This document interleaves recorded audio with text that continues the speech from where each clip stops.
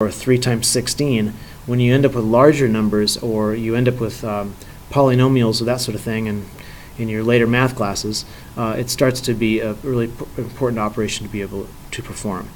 So I'll do one more here, just to kind of give further review. If you've got it, I probably won't show much new here. 1, 2, 3, 4, 5, 6, 7, 8 would be this side. And I showed students in class you could often start just by going like this, because you know it's going to be built like this.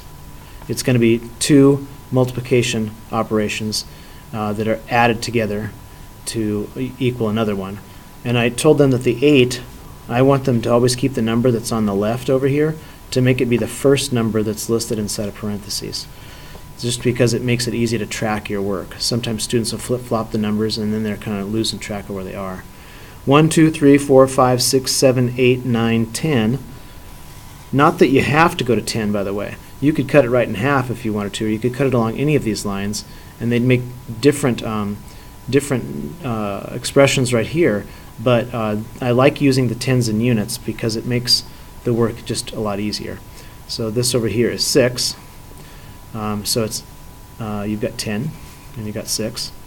8 times 10 is 80. 8 times 6 is 48. And that's still equal to the total, which is 8 times 16. So 8 times 16.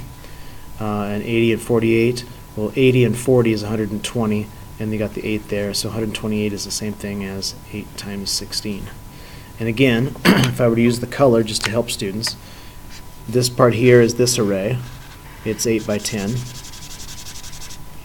I'm adding it to this array,